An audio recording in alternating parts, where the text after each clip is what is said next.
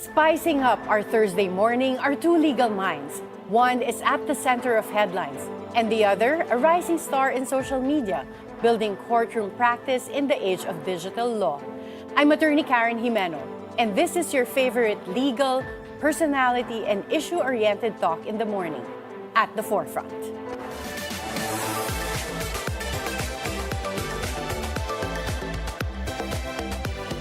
Attorney Ferdinand Topacio has once again exploded in yesterday's headlines after filing a petition for indirect contempt against Presidential Adviser for Poverty Alleviation Larry Gadon. The clash took an unexpected turn when Attorney Gadon challenged Attorney Topacio to a one-on-one singing duel for charity. Behind the theatrics and legal fireworks, the question in everyone's mind is, why is Attorney Topacio perennially in the middle of the country's most controversial issues? With us this morning is one of the country's high-profile lawyers, Attorney Ferdinand Topacio. Good morning, Attorney Ferdy. Yes, good morning, Karen. Always a pleasure to be here at Bilyonaryo News Channel. It's always a pleasure to have you here. So let's start with the case that you filed that also made headlines. Why did you file an indirect contempt case against Larry Gadon and also against other personalities? I believe Richard Heydarian was also one of the people that was a respondent in the case. The cases against Mr. Heydarian and Congressman Sedania were filed by attorneys Mark Tolentino and Rolex Suplico, also a former congressman. I was the one who filed a case against Secretary Larry Gadon, who is a good friend of mine, and it was thus with a heavy heart that I filed that case. However, I had to do my duty, as you know very well, that we are members of the Philippine Bar and thus officers of the court. And it is our duty to uphold the integrity and reputation of the Supreme Court.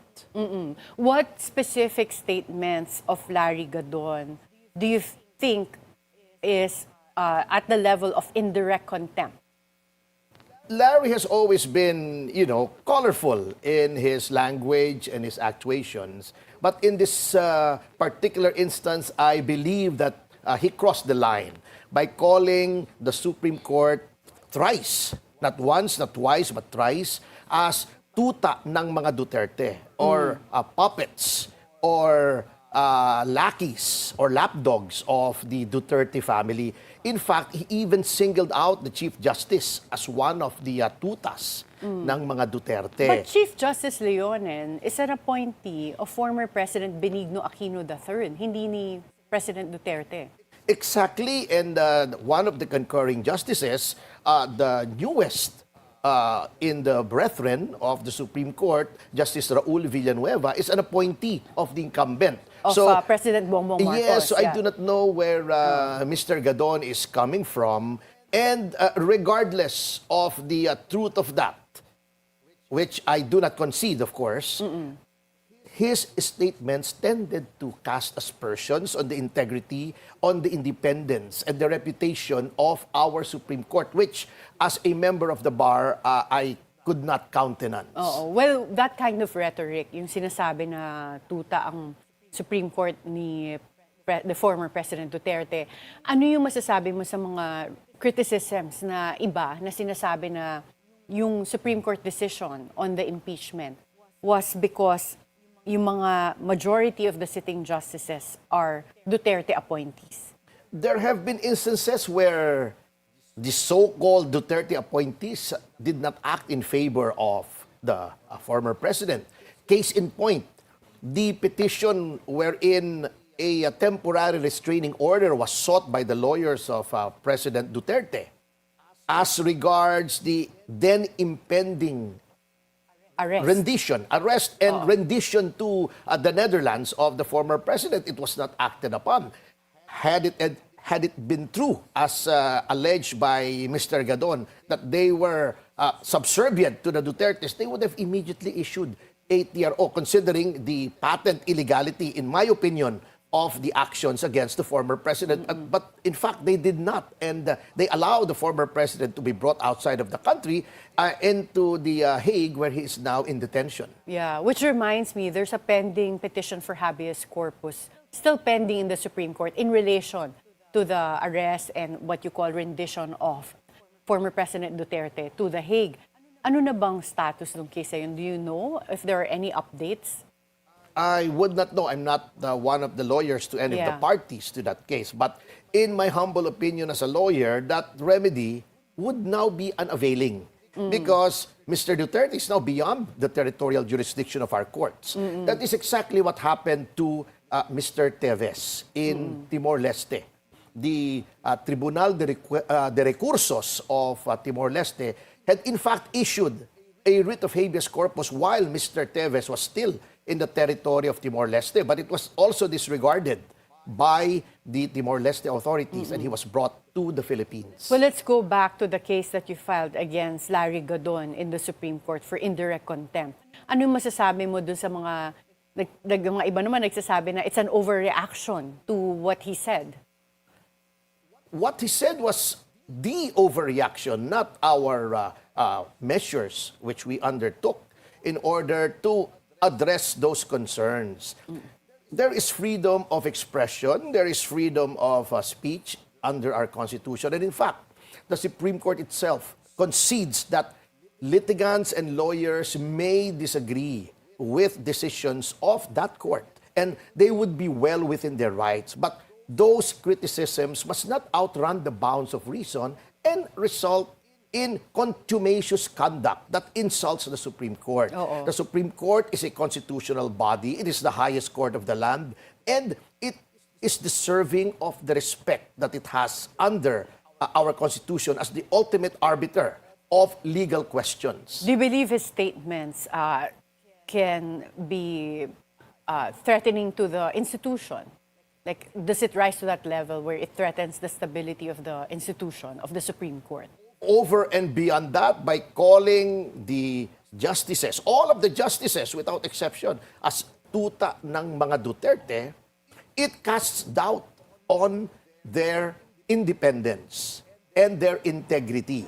And under our adjective laws, the rules of court, any conduct that tends to impede justice or undermine the faith of the people in the judiciary, they are contemptuous conduct and must be dealt with as such.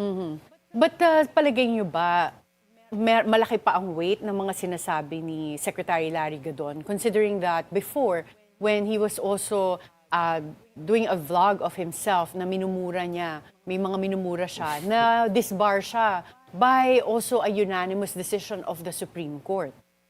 Si Larry carries the distinction of being the only person twice disbarred, actually. Twice disbarred the bar? Yes, and that is time? why in the second disbarment opinion, the court specifically stated that there is no more possibility of him being reinstated.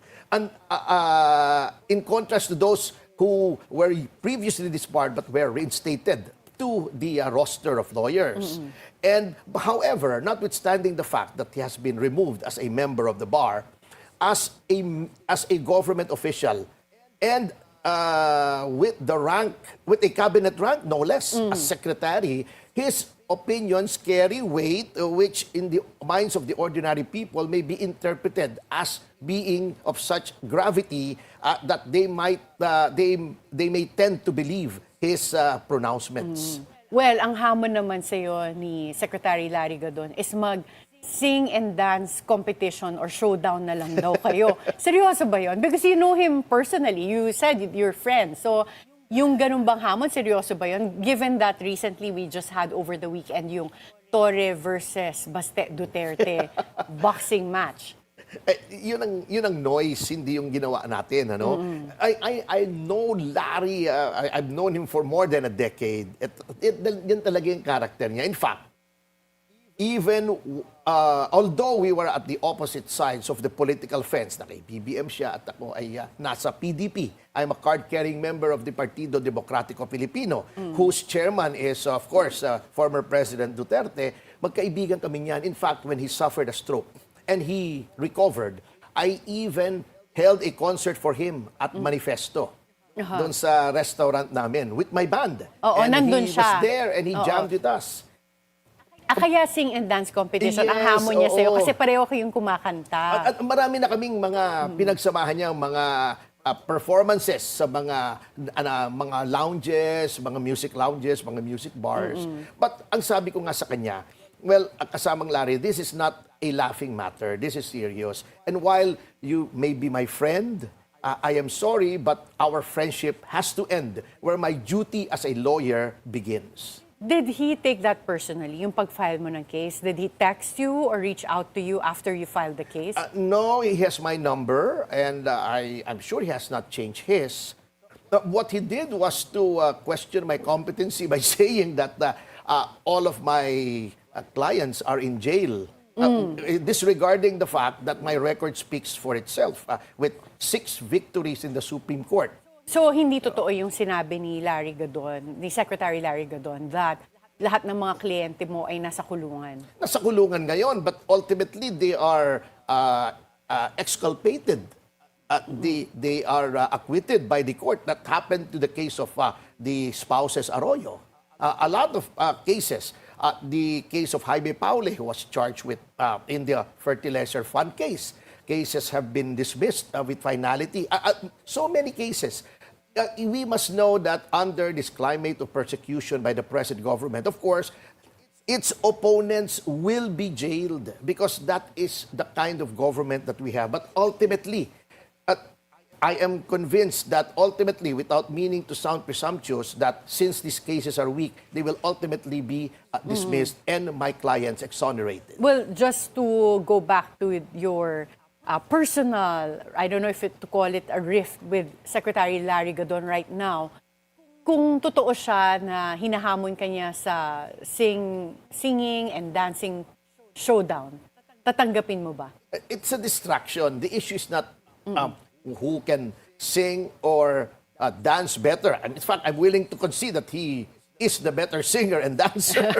Pero the question is, did he commit contumacious conduct against the Supreme Court? That is the issue before the Supreme Court now. Yeah. And if he wants to make any pronouncements, he should make those pronouncements before the Supreme Court, not to me. Because I have no personal beef against him even now. If he still considers me as a friend, I still consider him as a friend. There's nothing personal here. It's a matter of duty. And of all people, having been a previous member of the bar, he should know and understand that. Well, it is part of the duties of lawyers to uphold the integrity of the Supreme Court. Exactly. But bakit ikaw, among others, yung tumayo to do this? Would you say that it's because of your affiliation with PDP Laban?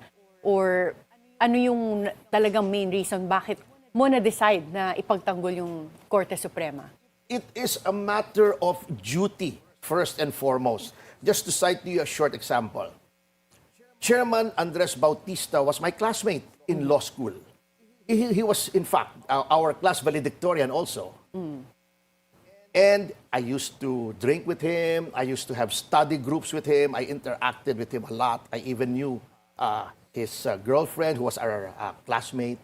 Hindi naman sila nagkatuluyan. But anyway, what I mean is, but when push came to shove, and when I believed that he committed impeachable acts, I was the one who filed an impeachment complaint against him, which was successful, by the way. So, ganun lang po yun eh. Did he take it personally against you? I have no idea. Hindi na kayo nag-usap ever since? But I suppose he wasn't very happy about it since he was impeached. And he had to resign in order to preempt any impeachment trial, which may have subjected him to some form of humiliation. But the fact remains that it was not personal. When we were classmates until the time that he became PCGG chairman and then chairman of the COMELEC, he has done nothing wrong against me. Wala siyang atraso sa akin, wala siyang kasalanan sa akin, but I felt that I still have to do it because, sabi nga ni Tito Doy Laurel, who was my mentor when he was vice president, ang bayan higit sa lahat. So would you say kahit na taga-PDP Laban or someone that is an ally of former President Duterte, did something like this, yung statements that Secretary Larry Gadon made, would you have filed the same case for indirect contempt? Definitely, because during the time of Duterte's presidency, the group which I lead, the Citizens Crime Watch, an anti-crime watchdog, filed cases against 2 members of President Duterte's cabinet.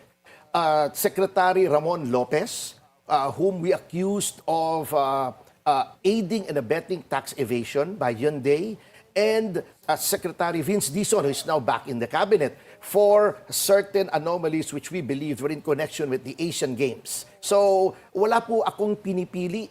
Kaya minsan nahihiya ako sa mga kaibigan ko. Kaya lang talagang duty must prevail. Yun ang turo sa akin ng aking mentor, si Doy Laurel, at saka ng tatay ko. Pagdating sa bayan, hindi maaring kaibigan kahit kamag-anak. So, wala ka Kailangan bayan talagang muna. pinipili. Yes. But when it comes to clients, when you say wala kang pinipili, you've been criticized for taking on very controversial clients na kahit either perceived as guilty or unpopular, meron ka bang standard as to sino yung hindi mo tatanggapin? Meron ka na bang mga natanggihan because they fall within a certain category na hindi mo talaga i-represent? Marami po actually, pero wag na nating i-reveal yan because that is confidential. Yes. Yeah. Ang standard po lang namin ay isa. If we believe in our law firm that the client is not guilty, notwithstanding any hoopla, any controversy, any noise, either in media or by the public, we will accept that client because, number one, every person is entitled to competent legal representation. And number two, as we have learned in law school, Ma'am Karen, sabi ni Chief Justice Enrique Fernando, and his words still ring in my ears, accusation is not synonymous with guilt. Well, yung time po before you were representing also the Mama Sapano victims, right? But when it comes to Ampatuan, did you represent, tinanggihan niyo po ba yung case? Well, in a manner of speaking, I would not like to go into that, but I was offered by former Representative Diggs Dilangalen to be one of those in the defense panel, but I respectfully declined. Okay. But ngayon, we have former Congressman Arnie Teves who still has a case that's ongoing. Kamusta na po ba siya? We heard that he hasn't been arraigned yet. Is that correct? He has been arraigned in a majority of the cases. In fact, we have filed petitions for bail in some of those cases.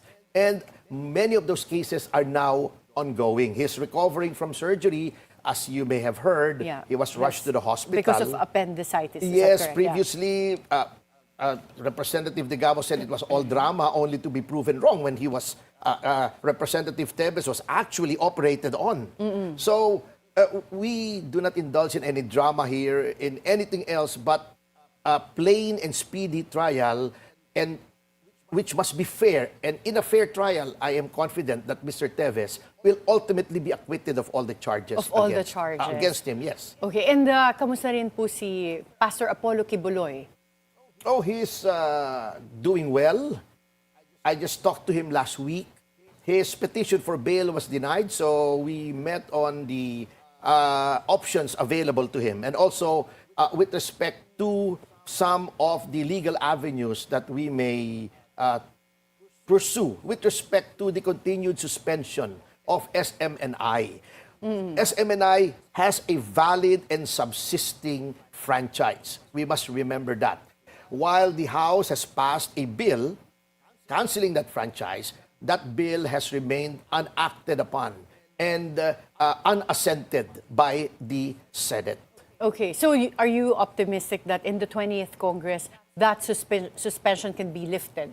The suspension was actually imposed by the National Telecommunications Commission. Yeah. It was an indefinite suspension, which we believe is unconstitutional because the NTC cannot suspend any franchise indefinitely. To do so would make the NTC more powerful than the legislature, which granted that franchise. So, our argument, when we finally go to court on that matter, will center around that particular legal principle. But at the moment, hindi pa po kayo pumunta sa Supreme Court for a certiorari case. As they say in the movie industry, coming soon Coming soon. Okay.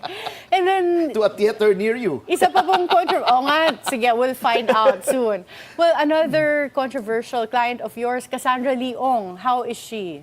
I've not heard from her, unfortunately, since a warrant was issued for her arrest for qualified human trafficking, which we feel, without being sub judice, is unjustified. It is another in the pattern of persecution by the Department of Justice, and we are exploring all legal options in order to have that finding of the DOJ overturned. But at the moment, is she incarcerated? Arrest po She ba siya? is at large, and we've been trying to hindi get mo- in touch with her. You haven't Hindi ko been pa able to talk to nakakausap her. eh. So you don't know where her whereabouts? I do not know where her whereabouts are. Our text messages remain unanswered, and we would like to really reach out to her to give her the benefit of our best advice with respect to her present legal situation. Well, former presidential spokesperson Harry Roque is facing the same charge of qualified human trafficking with Cassandra Leong. Are you coordinating with Harry Roque regarding this case?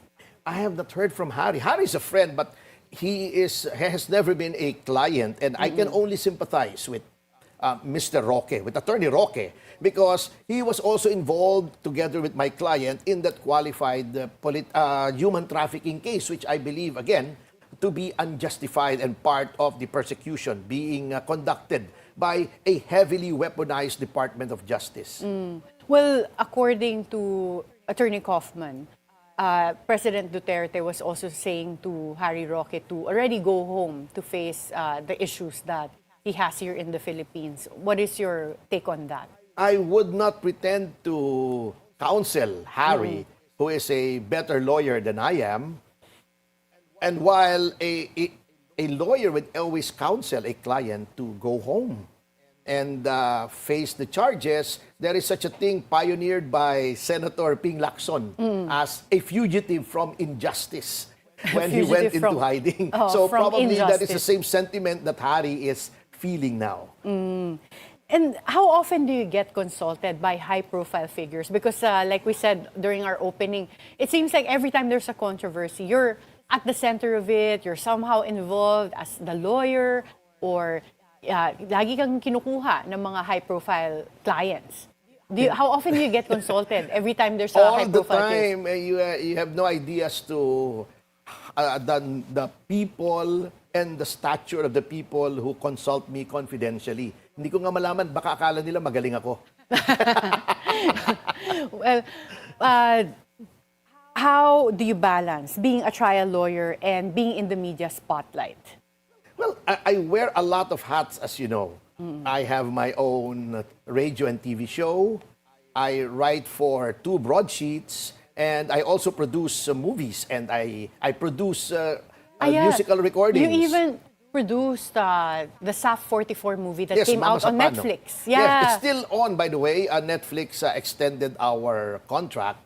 So more people can watch. I would urge them to watch it without meaning to use this platform as a free plugging platform. Well, you It's are really- already using it, so go ahead. it's really a good movie. It's really a good movie. It's truthful, it's historical, and it's very factual. Okay. And I'll just like to include this because this is more of a political question. You mentioned the first couple, former President Gloria Macapagal-Arroyo and former First Gentleman Mike Arroyo were also your clients. Are you still in touch with them? Oh, they have become good friends. In fact, all of my clients are good friends of mine because every client is treated not as just a client. They are friends who need help. And as they say, a friend in need is a friend indeed. Well, a friend who is there for them when they're in need is a true friend, no? But medyo quiet po si former President Arroyo even leading up to the elections, especially when nagkaroon na ng rift between PBBM and Vice President Sara. Where does she stand in all of this? Would you know? She is a seasoned and she's a seasoned politician and an elder statesman. wala na po siyang ambisyon because she has been president. So, whatever is her stand on certain matters, we will have to respect, and I believe will be for the best interest of the country, not just of herself and her political party. So, she has my utmost respect. We discuss a lot of things about politics, about history. You know, you have no idea how wide and far-reaching her knowledge is on world affairs. It's always a pleasure to talk to her. So she's okay with both PBBM and Vice President Sara? I think she's Good terms with discharging faithfully her functions and duties as a representative of her district. You know, Karen, Lawyer na lawyer yung sagot mo, hindi mo sinagot tanong ko. Ang dami mo sinabi, pero hindi mo sinagot. Alam mo, napakasarap kasama ni Jim when we travel to Europe because all the time, nasa bus kami, nasa aeroplano kami, we talk about history, what happened in the Philippines, why we are like this now, But etc. I guess to go back, she's in good terms with both the President, President Bongbong Marcos, and Vice President Sara. Yes, as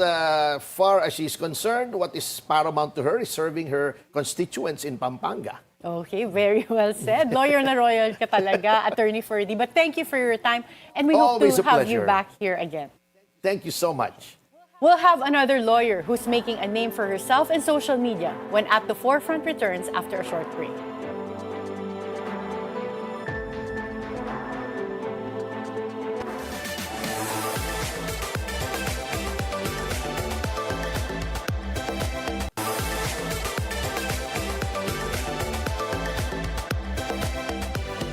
Attorney Bernice Piñol-Rodriguez is a lawyer with a dynamic presence both in courtrooms and on social media. As a lawyer specializing in intellectual property and brand protection, she has built a strong following by making complex legal topics both accessible and engaging. Where is Attorney Bernice getting the drive for bridging the gap between the law and the judicial world? Joining us this is the founder of Piñol Law, a vlogger who goes by the name of Hey Attorney Bernice, Attorney Bernice Piñol-Rodriguez. Good morning, Attorney Bernice. Good morning, Attorney Karen. Thank so you good for to be being with us here. today. Yes. So, just as a quick background, what drew you to the legal profession?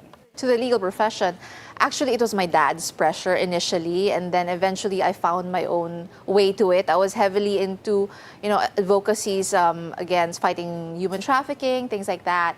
And I just found it to be something that it was very me. It was something that I really wanted. So your dad was also a lawyer? Is also a lawyer? He wanted to be a lawyer. That's why he acts like a lawyer. No, but he is Yeah. in politics. He was a politician for such a long time and a journalist also. So yeah, I mean, he also saw how I argue with him, which is not a good thing. But he saw my skills and he believed that, this was the track for me. And I couldn't agree with him more now. What positions in politics did he occupy? He was a congressman in the 14th Congress, also vice mayor, and now he's back in politics as a councilor, city councilor of Kidapawan. Kidapawan. That's right. Okay, and That's your my hometown. Uncle Manny Piñol That's was Department of Agriculture Secretary during the Yes. time of former President Duterte. That's right, yeah. How is he doing now, your uncle? He's doing well. He ran for the position of governor. He lost it, but he's happily back in the farm. And he's a consultant, I think, to a lot of politicians also. So he's also one of the reasons why I went into law, both of them. So just growing up with politics and, seeing the current events lived out, I think that is the biggest influence for me. And I seem to recall, naging professor mo ba yung parents ko? Yes, and you also. Yeah, naging professor mo din ako. Well, in the masteral program Yeah. of Corhesu, but Attorney Nick was my labor professor in San Beda, Alabang. So Oh we my love gosh, him. such a small world. I know, yeah. So now, as a lawyer, can you walk us through how you are able to manage being the managing partner of your own law firm and also raising two young children, Yes. two babies pa nga eh. Yes. I actually just gave birth. So I Yeah, gave birth that's why a month I'm saying ago. babies pa talaga. I know, Oo. newborn, literally, Yeah. no sleep. I think a lot of it is really putting systems in place. So having a system, having processes to be replicated by your team, let's say, having an amazing team is a big part of it. Also having a tight schedule, a calendar system, following that.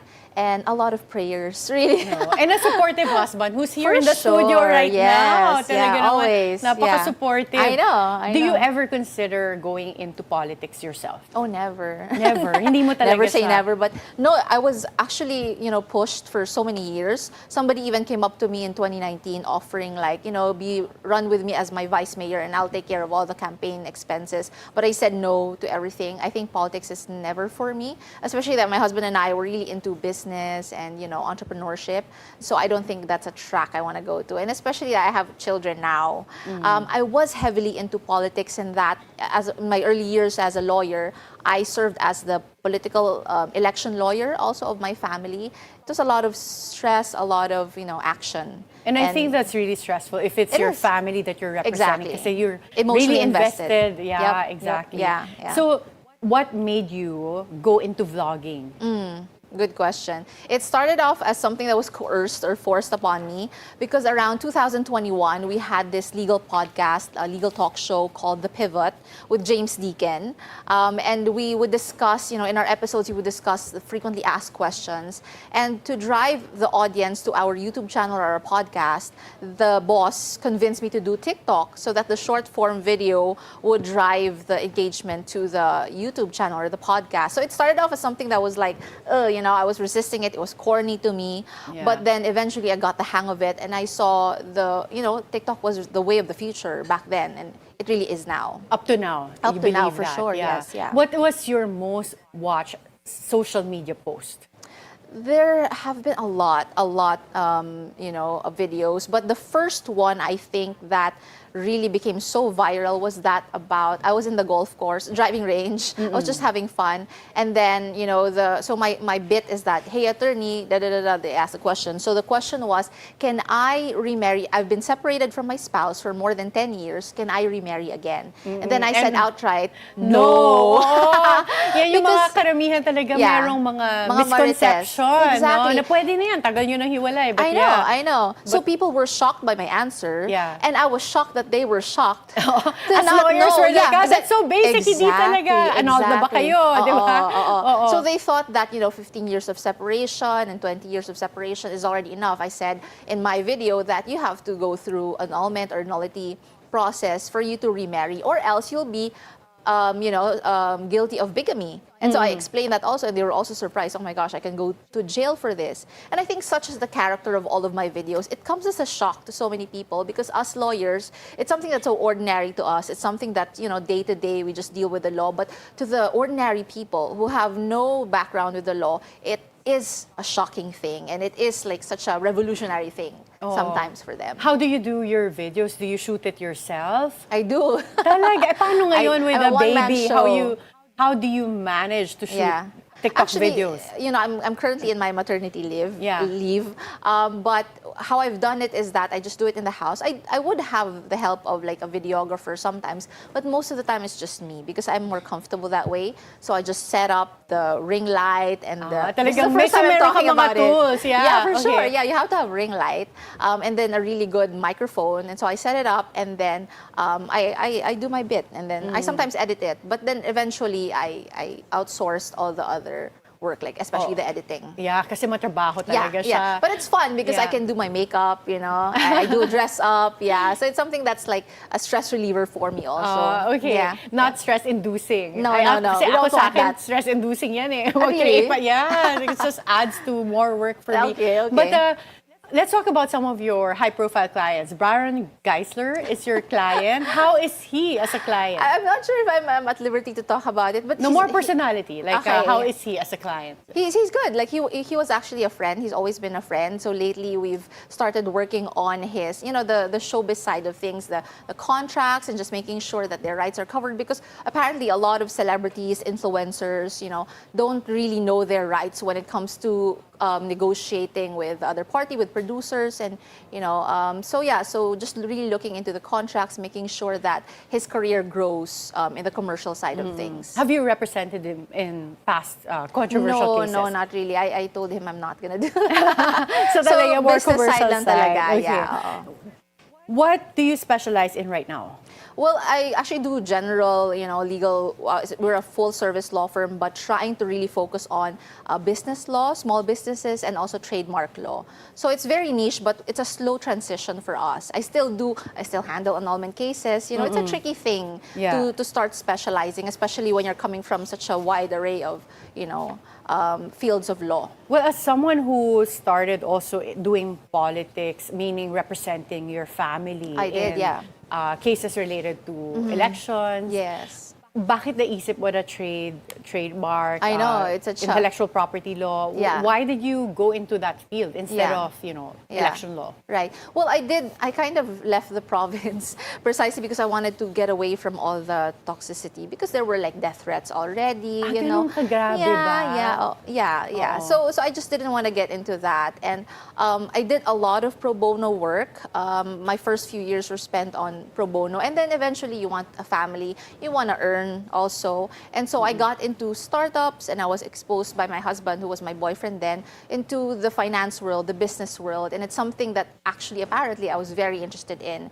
And when it comes to the business side of things, I'm very also interested in brand protection, especially that I became a content creator, seeing how my content is actually stolen by others. They post it, they monetize it. And so those problems here and there. Have you ever prosecuted anyone for using your content? I just took down the site. So we just shut it down. Yes, it's a takedown. We start with that. And then, So from there, I realized that the brand of a business is very important, that it has to be protected. And so came trademark law, which was really interesting for me. But when you said, just to take a step back, that umabot sa point that there were death threats, were the death threats directly against you or against your family members? It was a general security concern, but also when I was handling some labor cases, let's say, some people would take photos of you and just kind of like stand there and threat. So it's kind of like a implied threat, and also like hearing feedback that you have to be careful when going to this because they might ambush you, things like that. Okay, so it wasn't really like a letter, but just like the constant threat for your security and life. Well, as a TikToker, the platform is ruled by the shorter, the better. That's right. So we'll find out how well you mastered the art of condensing your thoughts and explanation. So we'll give you 1 minute to answer as many legal questions as you could. So ito yung usually mga popular questions from people. Yeah. So let's start with this question. Is it legal to share screenshots of conversations in a group chat? Naku, usong-uso pa naman ito ngayon. Yeah. I would say it depends, but most of the time it can be, especially if the name and the photo of the persons involved in the group chat is included in the sharing. So that would be personal information that you cannot share because that's a violation of the Data Privacy Act. Can I be sued by the wife even if I didn't know the guy I was dating was married? Yes, you can be sued probably for concubinage, depending on the elements, or vowsy. But you can definitely use the lack of knowledge as a defense. But you can be sued, so be careful. Be Check careful. the CENOMAR. Get the CENOMAR So, of the person you're dating. Pagka kahit the First date pa dating lang. apps, pag na-meet mo na, pakita ng Send CENOMAR. your CENOMAR, that's CENOMAR right. is the certificate of no marriage. That's right. I got scammed by an online seller. Can I file a case even though we don't have a contract? Yes, actually contracts can be verbal or written. Also, you can use screenshots of conversations and receipts. And this is something that people don't normally know. So even if it's not a formalized transaction, it just comes in conversation, yes, you can file a case and you can use those as evidence. Is it legal for a lending app to message my entire contact list if I'm late on payments? Definitely not. That would be a violation of the Data Privacy Act and some cybercrime laws also, because that should not be the case. If the lending app needs to contact you, they only have to contact you, not your family and friends. So that's illegal. And who can you report that to? The NBI. Okay. Can I file for annulment just because my spouse and I don't get along anymore? Naku, alam na yung sagot dito. Yeah, definitely not. But, it can be qualified, depends on the facts of the case. But just on its own, no, because we don't have the irreconcilable differences, provision like the divorce in the States. You have to go through the process of annulment or nullity of marriage, which have, their own grounds, like psychological incapacity. Yeah, and that's the only ground we have, right? Psychological for incapacity. nullity of marriage, yes, that's right. I already registered my brand with DTI. Does that mean my trademark is protected? No, because that only pertains to the trade name. It's not so much on the brand protection and the logo. So people don't normally know this. They thought that, they're already good for registering it in DTI or SEC, but you have to really register it with the IPO fill so that you're completely covered. Yeah, so they have to register with the Intellectual Property That's Office. Right. Yeah. Can someone else mali yung nasa prompter? Can someone else use my trademark or trademark my business name if I haven't registered it with the Intellectual Property Office? Yes, actually, the rule in the Philippines is first to file or first to register, not first to use. I think in the US it's first to use. So here it's immaterial if you used it before. What's really important is that you register it first. So even if you've used that brand for 20 years, if you haven't registered it, anybody can just use it. So better to register it. Yeah. And is it cyber libel if I post about my abusive ex on Facebook? Yes, yeah. I've covered that topic actually several times. Yes, you can be subject to cyber libel. I know it sounds unfair that you have been abused and you're the one being sued, but just be safe. Just go through the proper channels if you have been abused. Like, file the proper case. Try not to post online because that's another case for you. It's cyber libel. Yeah, but nauso yan, no? For Even sure. in the past year, like yung mga na-abuse, they post photos of themselves and then they either complain there or they rant. So better just to go through the proper Although channels. I understand because the emotions are really high, right? So but still just be safe. Don't post. Well, our agreement was only verbal, but I have receipts. Does that count as a valid contract? Yes, it can. Verbal agreements can be valid. Just use the screenshots and the conversations as evidence. Finally, can I file a cyber libel case against a person living abroad? Yeah, tricky question, but yes, you can file, you can initiate the complaint even though the person is living abroad, because if you can check the elements, if the post is viewable here in the Philippines or has been viewed by anyone in the Philippines, like a friend of yours, then yes, you can file a case because the elements of cyber libel has been met. It's just really the bringing back the person here, which you cannot do. You cannot extradite, right? So you just have to wait with your warrant of arrest for the person.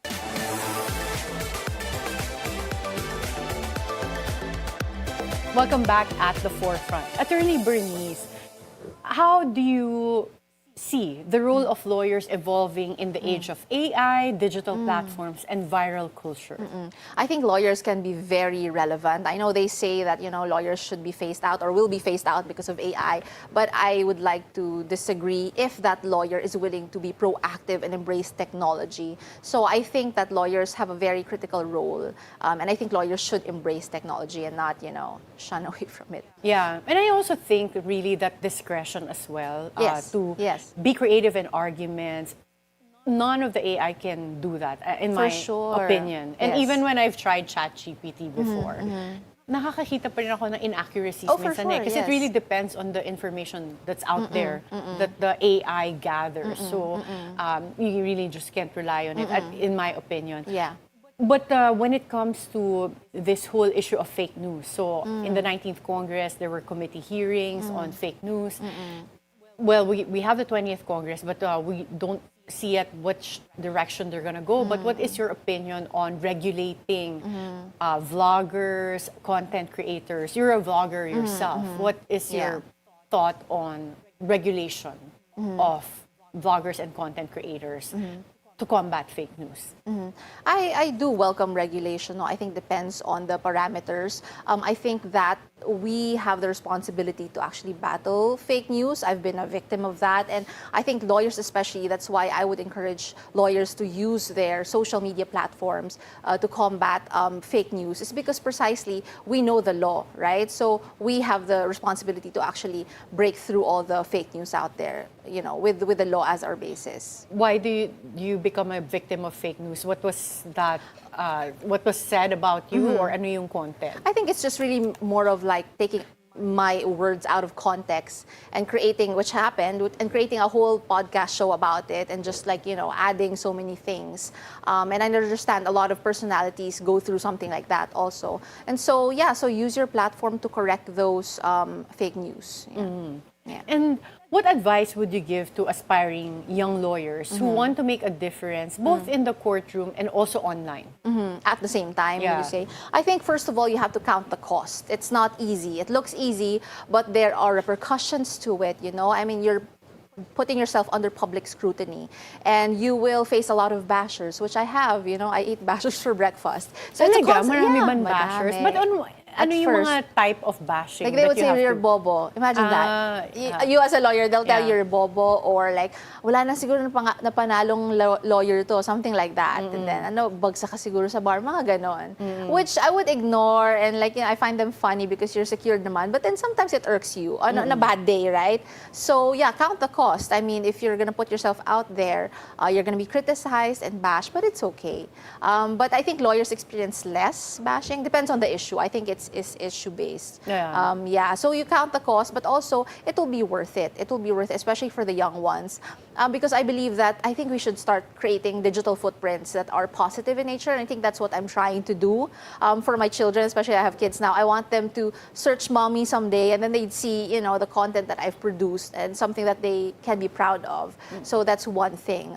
Yeah, so for the young lawyers, go for it. Embrace technology, but also be grounded in the traditions of our legal profession, right? Embrace the code of ethics and try to balance that, which is a really tricky thing. And be careful what you say, because if you say for sure. something erroneous, that's really Yeah. going to have repercussions. For sure, and that's one thing I want to say also, that every content that I produce, as short as they may be, is backed by thorough research. I have a team, and I do myself check really, really well. I do thorough research. That's because of my debate background, you know. And I make sure that everything that I say is accurate, or at least reliable. It doesn't have to be like absolutely correct, right? It has to be just reliable and based on the law, because there are some legal provisions that are debatable, right? So as Are long you, as able to monetize? not yet. Oo, so wala yun? Kahit maraming I views? know. I think that's something I should check. I mean, I did open YouTube, and I think I have like $14. Okay, so that's a start. Yeah, I know. Pero pag TikTok, wala talaga. Wala Even if in it the has so Philippines. much following. I think some content creators do really well. Mine is very tricky because it's the law, and I'm trying to teach the law. But it's something that I'm exploring, especially during my maternity leave, on how do we balance, you know, monetization and, you know, giving legal education, right? And so I have been approached by brands. So I think that's one thing that, you know, I can do. I have been doing brand endorsements here and there, but not really like full-blown just yet. And lastly, we've seen your content, and you don't do any political commentary or advice. Why is it that you steer away from politics? I used to do that before, and of course I was a political lawyer back in the day, no, but I noticed that the trolls are too kind of like systematic, you know. It's too much. It's like you can't defeat them.